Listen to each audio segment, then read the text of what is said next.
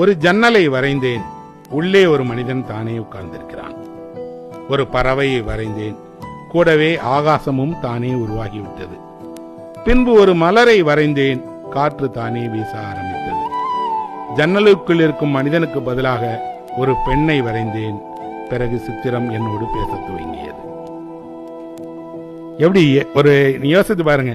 நீங்க ஒரு ஜன்னலை வரைந்தால் தானே அதுக்கு பின்னாடி ஒரு உருவம் வந்துருது. எங்க எப்போ எந்த மூடிய ஜன்னலை பார்த்தாலும் அதுக்கு பின்னாடி யாரோ இருப்பாருங்கிற எண்ணத்தை நம்மளால போக்கவே முடியல. இடிபாடுகளை எங்க போய் நம்ம பார்த்தாலும் சரி, அந்த இடிபாடுகளுக்குள்ள நடக்கும்போது அங்க வாழ்ந்த மனிதர்களுடைய நினைவு வராமல் போறதே கிடையாது. அதனாலதான் நமக்கு பழைய கட்டிடங்களை, பழைய கோட்டைகளை, பழைய இடிபாடுகளை பார்க்க ஆசை இருக்குன்னா உண்மையில இடிபாடுகளை பார்க்கல.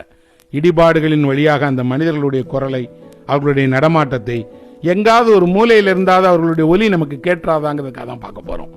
பல நேரங்களில் கேட்காத போது கூட நாம கற்பனை பண்ணிக்கிறோம், உள்ள நடந்தா குதிரையோட குளம்படி சத்தம் கேட்குது, உள்ள ஜல் ஜல்னு யாரோ ஒரு சத்தம் போட்டுட்டு ஒரு பொண்ணோட சலங்கை ஒலி கேட்குதுலாம் நம்மளா கற்பனை பண்ணிக்கிறோம். கடந்த காலத்தினுடைய ஒரு சின்ன ஓசையாவது கேட்காதா அப்படின்னு எதிர்பார்ப்பு இல்லாத ஜன்னல்கள், மூடப்பட்ட அறைகள் இல்லவே இல்லை. ஒரு ஜன்னலை வரைந்தேன். உள்ளே ஒரு மனிதன் தானே உட்கார்ந்திருக்கிறான். ஒரு பறவையை வரைந்தேன். கூடவே ஆகாசமும் தானே உருவாகிவிட்டது. பின்பு ஒரு மலரை வரைந்தேன். காற்று தானே வீச ஆரம்பித்தது. ஜன்னல்